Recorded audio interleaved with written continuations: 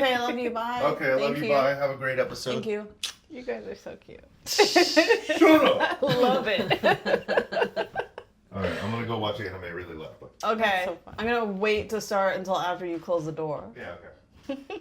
He's so big in that hallway. I am Stompy. You guys are With so his Crocs. I put them on your desk. Okay, great. Thank you. Do you see them? Okay, good. All right, Darlene. I got you mid-sip. Right after. So funny. Right after my partner ran away, after Yeah. he set everything up. You do a lot. You're an artist, you're a curator, you plan creative events. Oh my gosh. You studied history. I don't know if I should also call you a historian. I call myself a historian. Okay. So let's run with it. All right. Yeah. It's not something that you get certified for. It's just My degree is in historical studies. yes. yeah, I noticed that. Yeah. So technically I am. So when do you sleep?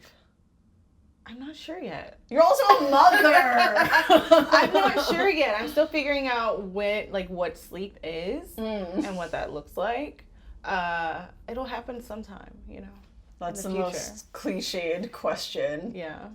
Is when does a mother sleep? Yeah, I know, but it's true. There's not a lot of time in the day.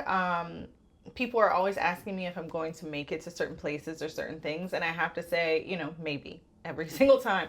And because my kid has a schedule and I have a schedule, and you kind of have to do what you can when you can, and I'm never going to miss anything for her. Like, if it's really important.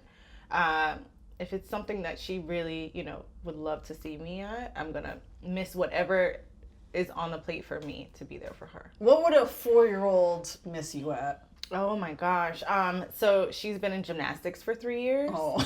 And she's really good. She's tested into a class now. Her 3rd year, she's tested into a tumbling class. So you can't just enroll into it. You have to work up and your way into it. You can't just enroll. Exactly. And she may be joining competition in a few months. So yeah, so there's whenever they have their big look at what I did for the year. They call it the mini Olympics.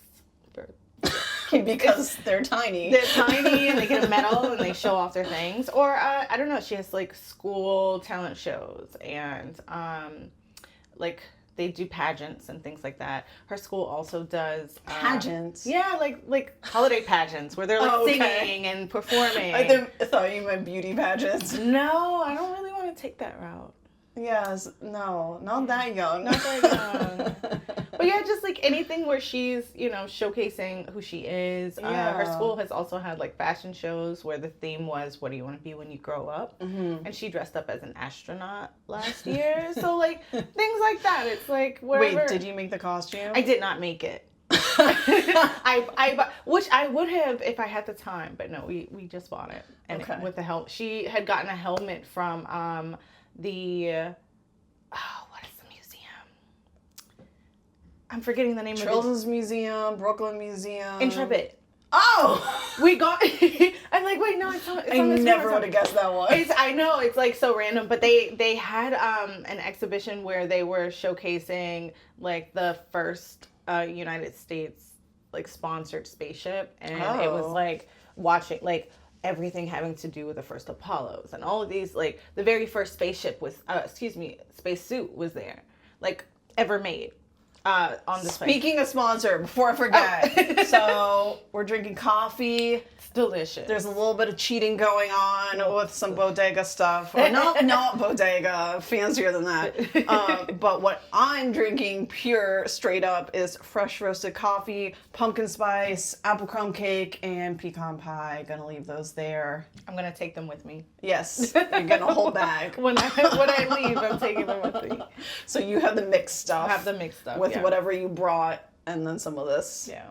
And I'm drinking it without cream because that's my life right now. I love that. Sometimes you need just a black coffee. Yes. It's probably healthier. It has fewer calories. Yeah. I think it's supposed to be more acidic though. So that's not good. Yeah. But it's okay. I'll live. Yeah. Okay, so you've been an art educator too, just speaking of school stuff related to your kid. Over 10 years, yeah. Yeah. It's kind of crazy to think So how do you, this is something I know I've struggled with in the past. How do you bring together your art practice and your education, your work as an educator, and then how do you keep those things separate? And like, in what ways are you okay with them intersecting, and in what ways do you know they have to be separate? I mean, there is some interwovenness that happens. As an arts educator, you can't help but do art with the kids. Like with it, you know, I'm teaching a class, I'm always going to be hands-on. I'm always going to do the project with the kids, and it's so fun having that time, because then it feels creating feels freer and less like structured and with an end result. Like, you know, you're painting with kids or you're drawing with kids. It's like it's really more about the process than whatever you make, and it's not like I'm making something that has to be like sold or whatever. I'm just having fun. Can't obsess over the final result. You can't obsess over the final result.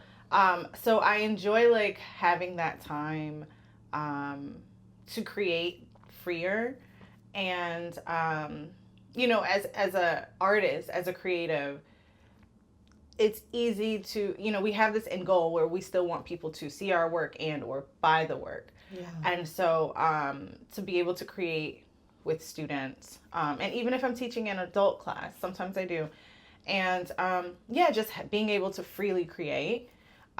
So it's nice to have that where I'm creating all the time. But there is, you know, I try to keep the world separate as much as I can.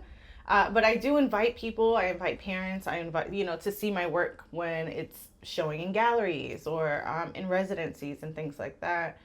And you've shown a lot. I show a lot. You have. It's crazy. I actually am showing tomorrow. Which is when, because this won't actually be posted tomorrow. That's okay. So this will already be, this will probably already be over by the time this posts. But the work will be up for about 3 weeks. And this is my third exhibition in 2 weeks. What? I think, yeah. Where is it? What is it? What's so this happening? one is the Bridgehampton Center in Bridgehampton, New York. Fancy. Out in the Hamptons. What? Yeah. I have 4 works on display there. And it's the closing reception for the Black Film Festival in the Hamptons, and which marks the beginning of this exhibition. So this work is on display for their closing event, and then the work will be up for about 3 weeks. And what's the content, or what does the work look like? I have 4 pieces from my In Search of Black Wanderlust series, which focused on people of color who had ancestors who were enslaved during the transatlantic slave trade. And they are from various different cultures, not just Black Americans, but, you know, Puerto Rican, Nigerian American now. And just sharing the stories of these 4 people through portraiture. And that work is hanging there through, the end of November, or December 1st, I think, is the last day it'll be up. When did you start making art? When I was like maybe 4 or 5. I don't know. When you were the same age as your kid is same age as now. my kid now. She made her very first painting at 6 months old. Oh. She set her down. One of my cousins sent me some paint that's made out of vegetables. And so it's like powder that you have to mix with water, and we put her in front of the canvas so that there's no toxicity happening, and she could just freely do whatever. And she sat, my little baby, and since now she's like grown as an artist. But anyway, that's about her. This is about you.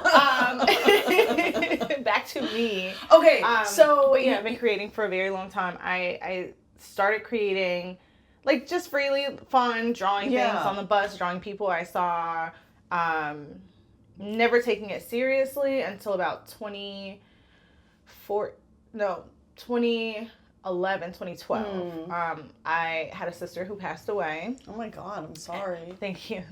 I grieved for a very long time, really hard. And I had a partner at the time who had gone to art school.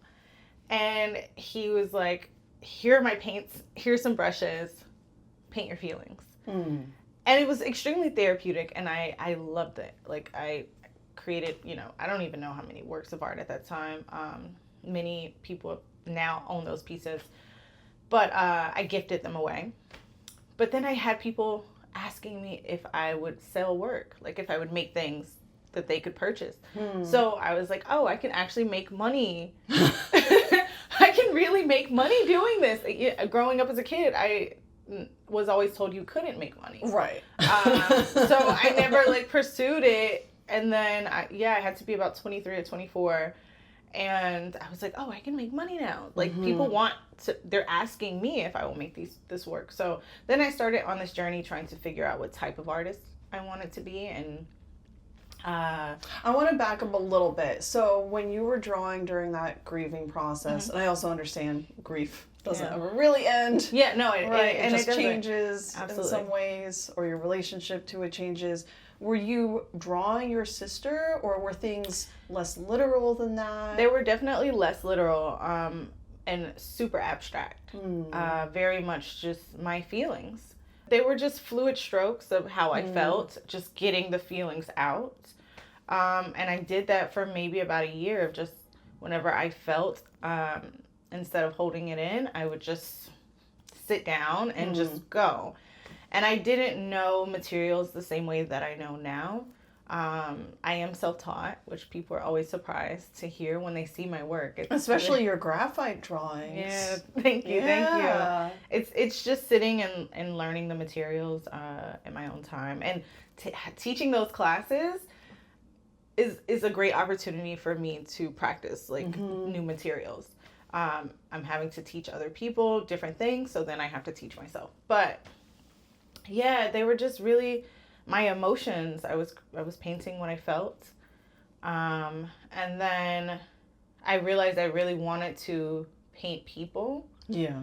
And so, I don't know, maybe around 2015, I started just painting the people that I knew. Small scale, nothing crazy, just my friends for fun. And then I began wanting to share more about the people that I was meeting. Yeah. I'm like, I really want to, I don't know. I just thought that every person that I meet is important in some Meaning way. where? Just anywhere in life? The people close to me. Okay. Friends, people, you cross paths with some, it'd be like you go to the same bodega every day. Hey, can I paint you? Like that type of thing. And I really became influenced by old photo albums. As a kid, I loved looking through my mom's photo albums. Who is this person? Who is that person? And then you see, a lot, especially on Instagram now, you can see images from the 1800s and 1700s. And I'm always like, what's the story behind these people? When you were studying history in college, would you work with archival photography, or you? Not really, actually. that does surprise me. I haven't actually. I didn't when I was in school. It was more just learning the histories of people, learning the histories of America specifically, and how various cultures fit into the American landscape. And I just look at. I mean, you'd see images in these books from different people, different time periods, different experiences, immigrants from all over the world in the history books. So looking at those images is probably as far as I got.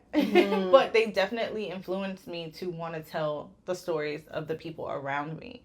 To be, I guess, kind of like a modern day historian where, and I say modern day meaning I'm focused on the people that are existing around me now. So taking that idea of people I'm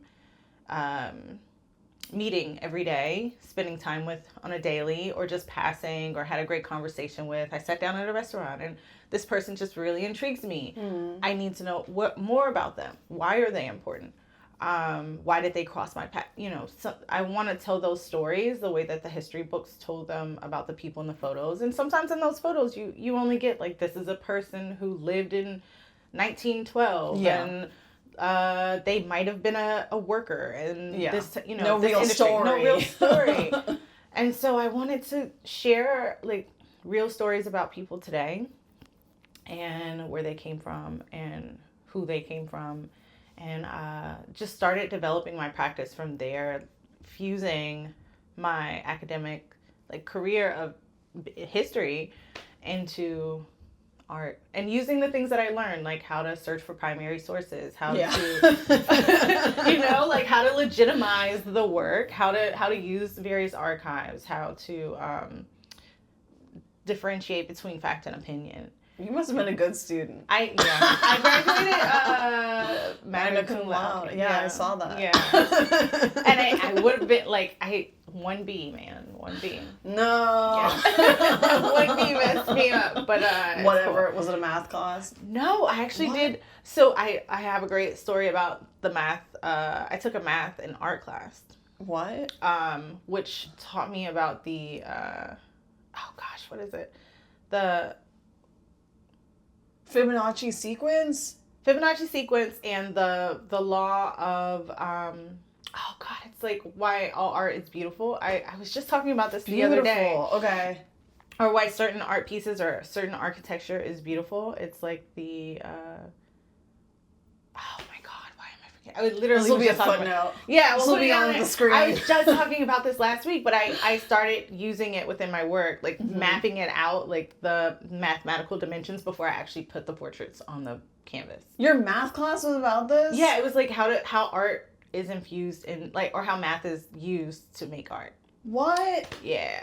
My math class wasn't like that. It made it really fun. It was so fun, and it always stuck with me. But I always forget what it's. I can draw it out now, but I can't remember the name of the mathematical. Sorry. What was your B in?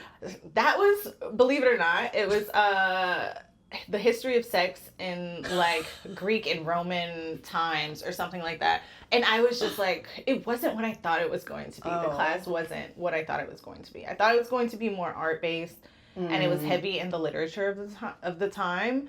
And it focused a lot on like male relationships. I was gonna say it's about gay sex. It was a lot about gay sex. It was he just jumped right in, and there wasn't like, you know, women were there, but they were over here doing this. And so I was just, I got to be in that class. Whatever.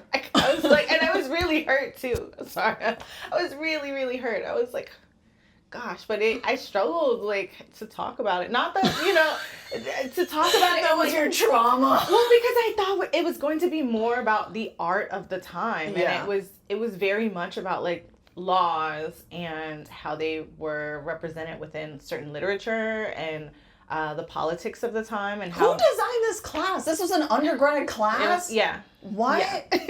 I still remember some of the papers I had to write. It was just insane. It wasn't like art heavy like I thought it was going to be. It was very much about like the politics of the time and how men's relationships were in the forefront and how their political relationships married with like their sexual interactions and things like that. And I was just like, gosh. You're like, I have other things to do. Like, where's the art here? If we're at least gonna talk about like male on male like relationships, like let's go deeper into the art and why it was, you know, portrayed the way it was on certain, you know, walls and pottery and things like that. No, we didn't do that. It was it was all the stuff you didn't care about. Yeah, it was like, this guy loved to talk about this, and he like, I don't know.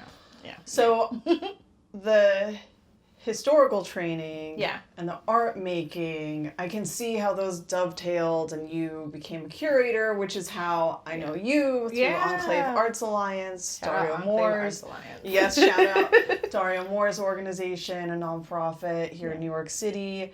How did you find out about Ankhlave? Initially, I found out about Ankhlave when I was in residency with EFA, the Elizabeth Foundation for the Arts. Oh. And Dario came to visit as a professional like one of our professional development meetings, and he Aw. was the professional. And I was so intrigued by what he was doing, just talking about his organization and how he'd gotten there, how he developed it, where he wanted to take it. And I was really, really enthralled. But I didn't jump on the chance then to get to know him. I just like remembered like I was just really engaged in the conversations that we were having. And then like a year and a half later or something, Which isn't that like, long it in the really grand scheme of wasn't. things. Because EFA was last year, I believe. Yeah, 2024. So then maybe it was just a few months later. Time has no meaning. Time has no meaning. At some point, I saw that Ankhlave was having their residency on Governor's Island. They had an open call. And I was like, well, why not? I didn't know if I would get it or I wouldn't get it. And I applied. And I got it. And that began what has now become such a beautiful relationship. I love working with Dario. He's like my little big brother. Oh. I learned so much I from think him. you're the same age. We're we're all around the same age. We're like the same age. I'm like just a couple months older, I think, but not. That's why I say my little big brother, because it's like I learned so much from him, but he's constantly telling me how he learned so much from me, and I love just the way that we bounce ideas off of each other. He calls me a thought partner, and I love that. Yeah, it's like just working with him and working with you. And a little bit. There hasn't been as much as I wanted, and that's because I've been all over the place. Which is so cool, just watching you, and when I do get to meet with you and talk with you and pick your brain, you always give me something that I take with me. So I try. I appreciate that very much. But yeah, so that's how I got to know Ankhlave, and now I'm the curator in residence for Ankhlave Arts Alliance, and next year I'll be the lead curator. Woo! Taking over your position. Yeah. Please take it. I have too much on my plate. But you will thrive. Thank you. Thank you. So you are a transplant. You grew up in Georgia. Born and raised. And you have lived in New York for a while now. Like 8 years. Yeah, it's so crazy. How did you get involved in so many different artistic activities, so many events, so many organizations? And what advice would you have to people who move here and are new and are maybe intimidated and crying? Don't be intimidated. Do not be intimidated, or they will eat you alive. or at least don't show it. Do not show it. It's play dead. Okay. But no. Really, in Atlanta, I was very active in the arts there, and in like the pop culture scene. Kind of. What do you mean by that? Like coming out of college, I did a lot of like promotions, working with like promotions companies for clubs and parties. Oh. So. Atlanta. Getting to know like just the who's who in the city by doing that. Not just like the people who own the establishments, but the people who were responsible for curating the vibe, right? For curating the culture. I reached out to a friend of mine that I'd known from like parties, and I knew that he knew curators, and I did that a few times. I was, hey, I want to start showing work. I don't know how to start.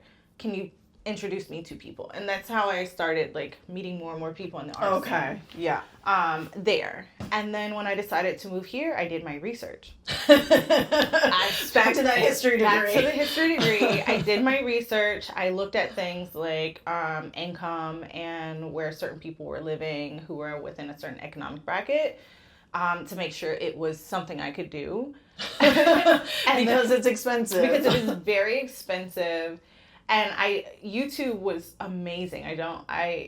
Like when I say it was incredible, there are travel YouTubers who just go to various cities and I love this coffee shop. I love this street. I love this. And so I was just looking at hundreds of those videos from people who were either living here or had moved here and what they were saying. Wait, so how long in advance did you start preparing for the move? Like a year and a half. Yeah. I decided I was going to move. I spent like maybe 2 or 3 months just YouTubing constantly, like, okay, how much money do I need to save to at least get myself situated for 3 to 6 months here, so that I wasn't just sleeping on a couch or like in a hostel or something like that. Not that those things aren't, but a route for everyone is fine, whatever. They're not super stable. Exactly. And I want it to be where I didn't have to worry about a job for a little bit. So I wanted to give myself cushion. And after researching and seeing, okay, this is where people my age were. This is where, certain arts events were happening. I realized Bushwick was that. And saved my money for a year, set a date. I booked an Airbnb for 6 months. And 6 months? 6 months. Because I was like, I want to make sure I'm okay. Yeah. Give myself time to find a job. Give myself time to figure out, okay, if I don't like this neighborhood, maybe I can move to somewhere else. And have a little bit of cushion where I was, or, spend a little bit of time just hanging out and exploring the city without feeling like pressed to gotta go to work, gotta deal with the boss I hate. Like, I didn't want all of that to start with. So, I planned, saved my money, booked an Airbnb for 6 months, and moved. And straight into Bushwick. I've been in Bushwick since I moved here, basically. I think we lived in like what's considered Ocean Hill for like a month. Like, I was there for 4 years. In Ocean Hill? Yes. Oh, wow. I survived. Wow. I'm here. And just even so when we moved to that spot, they told us it was Bushwick. And they were like, this is Bushwick. And I'm like, oh, okay. Then I get here and I'm like, this is not Bushwick. Like, figuring it out, I'm like, oh, this is not. Close. It's close, but this is not it. And so moved from there, and I've been in the same house for 7 years. I haven't moved. I love it. It's so much space that my kid has a room. You know what I mean? Like her own room. What? Wow. She with play. Like she has a large room too. So she can paint. She can paint. We have a gymnastics bar in her room, so she does flips and she practices like all of those things in her space. She's a tent. She has so many things. But yeah, I prepped. I was just let me get myself ready, and then when I got here, Instagram became like the next thing. So I would search art shows. I would search curators in New York City on Instagram to find people, and look up open calls and started there. And just started applying with what I had, the work that I had. Yeah. And now you've expanded. You've gotten to do work in the Hamptons. I saw that you were at Ma's house. Yeah, I was at Ma's house with Tell Jeremy. me about that. That was my very first residency. Really? Yeah. What? My very first residency. Now I've had like 6 or 7. Jeremy's house was amazing. Yeah. I was still a fresh mom. I was still breastfeeding, and I had to wean my kid from breastfeeding in order to take that residency because it was 2 weeks long. Wait, so she came with you or she didn't? No, I weaned her for, talk about preparation again. I weaned her. You can store milk that long? I stored yes, you can. You can freeze it for a certain amount of time. Okay. But my kid, we talked earlier about my kid being a picky eater. She was not fond of frozen milk. Like, it was like, no. No, thank you. No, thank you. So it was either fresh or refrigerated for a couple days. But I said, okay, I want to take this residency. I've never done a residency before. Yeah. I feel like this would be a great catalyst for me. So I started preparing maybe like a month or 2 months before the residency, and started weaning my daughter slowly so that I could be gone for 2 weeks, and she would be okay. And we did that. I did that, and it was a great experience. I was able to create about 8 pieces while I was there. And what kind of work was it? So the first 3 pieces for the In Search of Black Wanderlust series, mixed media portraits. And then I did a full collage series of 3 large collages and framed them. And then I did some smaller like pastels that I would I have these pieces that I never show.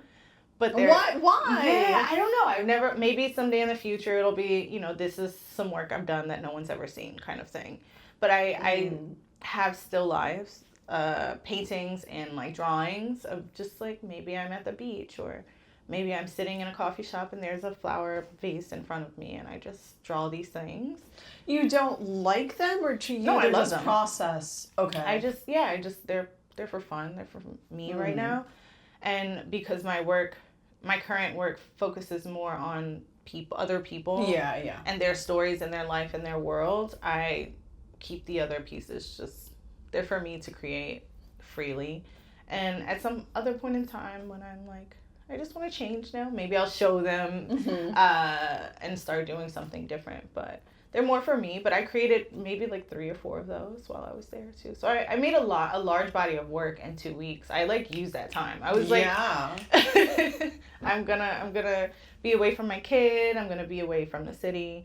But it was beautiful experience. I learned a lot about the Hamptons. I learned a lot about like what? What did you learn? What has started a new journey for me was learning about the Black population that has been there forever. Yes, like learning about the Shinnecock Nation that's there, the indigenous, which is where Jeremy lives. Which is where Jeremy lives which is one of only 2 indigenous like reservations that exist in New York. Right. There's another one upstate. There's another one. Right? Is it also on the island? It's also on the island. Okay. They're both on the island.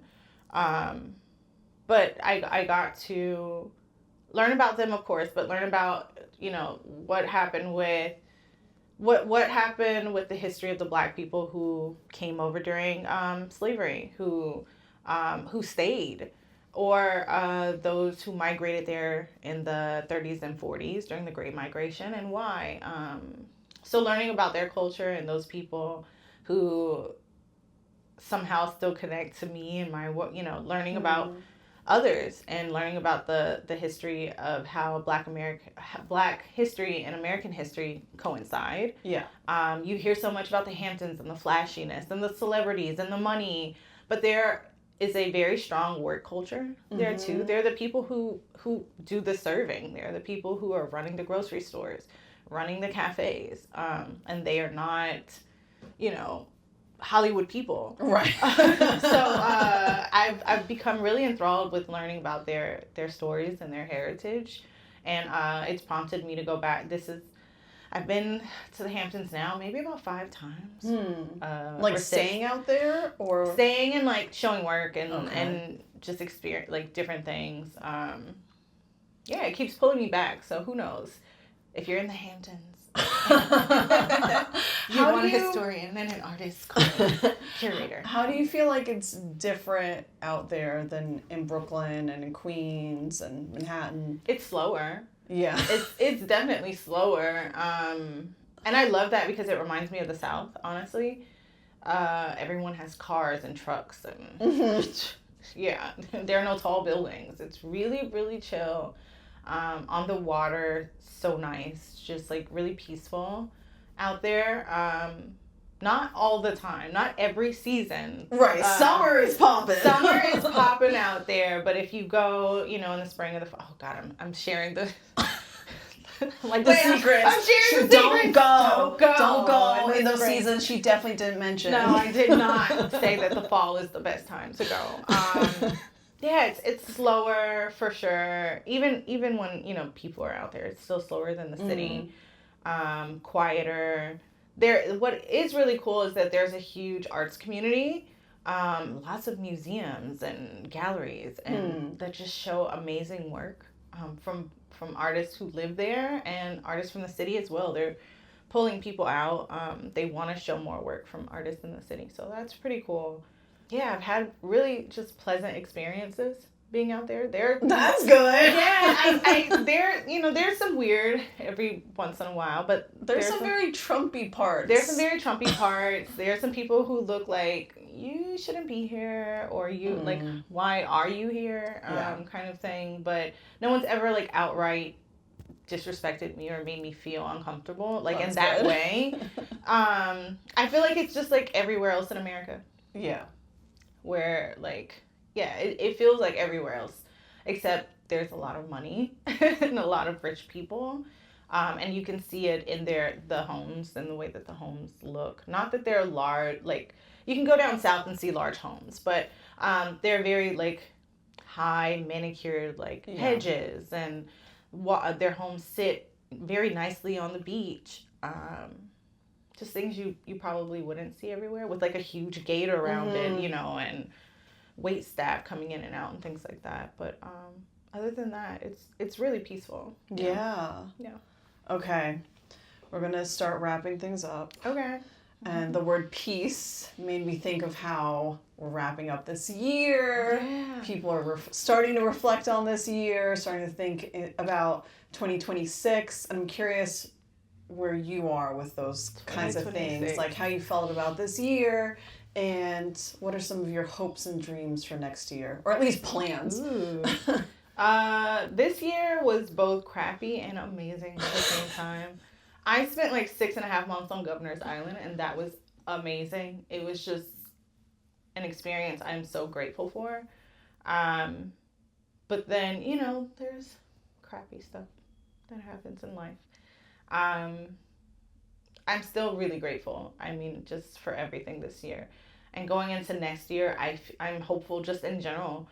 I'm hoping that we have a better political environment. I think it's great that you didn't start out with something that was selfish. You were just like, for everyone. Yeah, no, this is what I hope. Because it changes how we interact with each other. Yeah. You know what I mean? And people, when we're comfortable, we're pleasant with each other. And you can tell that people are afraid right now. Yeah. A lot of people are afraid. Children are afraid. It's just a very uncomfortable time, not just like here in New York, but everywhere you go throughout the country. It's really uncomfortable. So I'm hopeful that that things will begin to be a little bit more congenial. Fingers crossed. Yeah. For me, I mean, I will be the lead curator for Ankhlave Arts Alliance. That's great. That's a really big thing. You'll be preparing for, I won't even say it because who knows? No. Some kind of public display. Yes, there will be some kind of public display. A few other, because I've put on so many events and curated so many, I want to call them vibes. But I've put on so many events in the past that I want to do more as far as like art related events with Ankhlave this upcoming year, but still doing workshops. I love putting on workshops. I love teaching classes. I love learning from other people. So a lot of that. And I don't know, hopefully I'll get one of those like dream residencies, or hey, if you're a museum and you're looking for a cool curator, historian. Yeah. Well, I hope for all of that and more, Darlene. Thank you so much for being here. Thank you for having me. Thank you for coming to my living room. It's very nice. It's the first episode that I've shot here in this particular space. I think it's nice. Done with M&N for now. Yeah, I said it. And yeah. Thank you. And thank you for the coffee. Yeah, thank you. Who named this fresh roasted coffee? I know I should be dissing it, but come on, y'all. You need a better name than that. But it tastes good. It does taste good. It does taste very good.